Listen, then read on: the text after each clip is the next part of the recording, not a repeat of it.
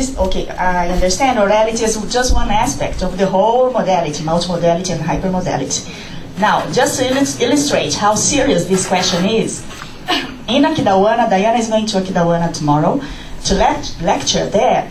Huberval and I had a difficulty in trying to figure out how many listeners, how many speakers, meaning makers, would be able to understand Diana in English. Let alone speak or talk to her, you see? Can I say something? That's food for thought, I don't know. After all, we are, sorry. I understand. Okay, sorry. No, I understand. We are teachers of English, and we make money out of it. Yes, we participate socially. She's looking at me. Sorry.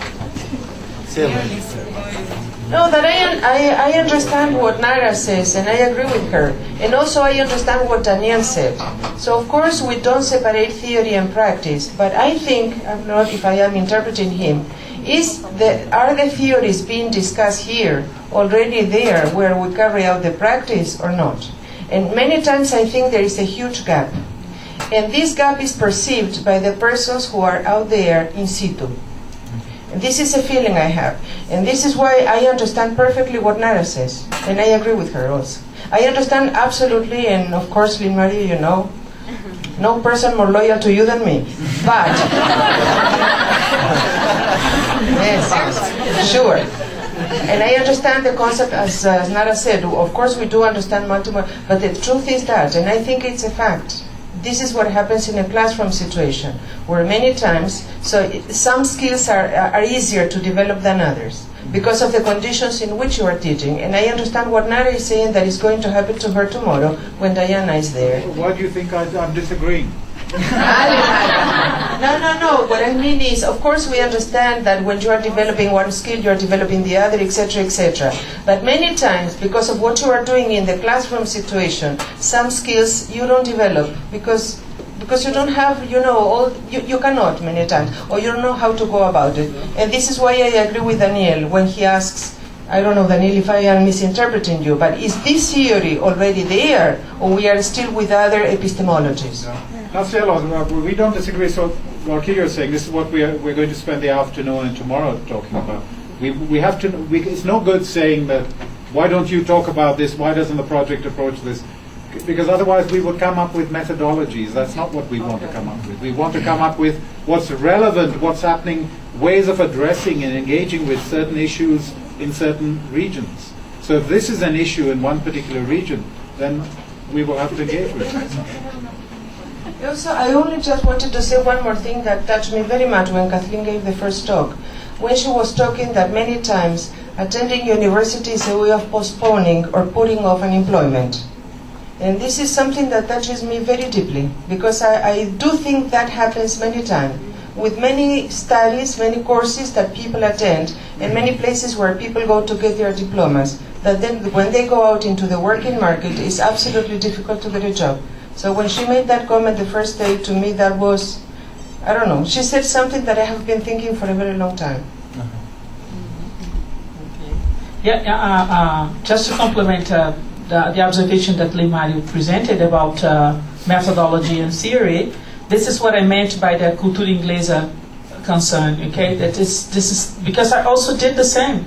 As a teacher educators, I worked so much on methodology for so long that I really understand that nowadays people want to see more methodology, and they've been struggling with us, asking us, why don't you tell us how to do it? You just tell us how to think and what should be thought about it, but why don't you tell us how we implement this idea in a classroom? You see, how to make students speak, read and write, which is also another concept of language. This is what I mean, you see. So, and I'm glad that he showed us that our idea is that people can also think of methodologies. It's not what we would like to be developing now. Although we have ideas about it, and we are going to discuss with you, but this is our intention, our idea is not to present methodologies that are ready for you to go back home and be happy forever. That's not, you can be happy, but you see, you can also design forever, yeah? But you can But you can also design, ways and think that this is a difficulty that you have in your place. Wonderful. So if you identify it, you have to work on it then. You see, this is what we mean, if it's clear.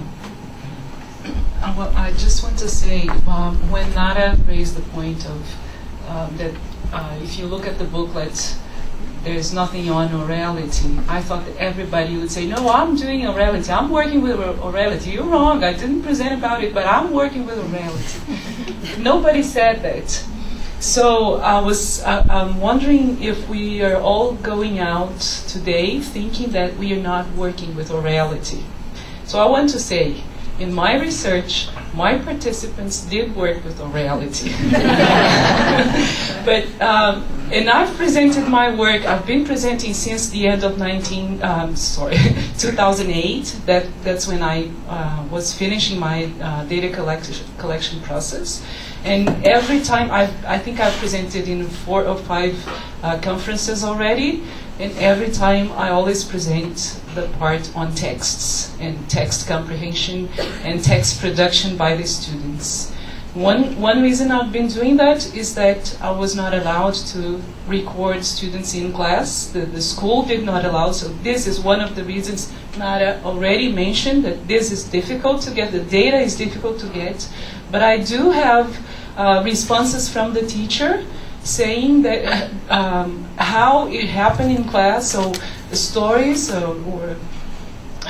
she describes the way she did it and her impressions on that. She also says that some of the students refuse to talk, which is something that we know that happens, especially in public schools. So I was just thinking that the next conference I will present some data on orality. No, I was just, this whole orality thing, remembering, pointing out the basics of the arguments of this. Because I do, and I had to come up with this because I work with a lot of writing, which doesn't mean that I don't value orality, but going back, usually we tend to think that it's because of the school advertisement and the whole selling of you have to speak. And, well, this is part of the same, but Pennycook addresses in his book, 1994, an interesting argument that actually applied linguistics, if it doesn't start, but at least reinforces the argument, and probably the schools with the whole marketing thing get support from the applied linguistics argument that actually, okay, oralities are important because we learn, first we speak, and then later we write, and then later we read, and then we write, and we know some methodologies is based on that. And we always see this argument, we are based on, we have to learn a second language similarly to the first language. Some methodologies have this argument. So applied linguistics, which is a respected field, reinforces that. And of course, I'm saying applied linguistics as a whole. Does not mean that all applied linguists support that, of course. And I'm an applied linguist, and I do not. But it's important to see where the arguments come from and what we are resonating discourses here. And of course, just to remind us where this whole thing comes.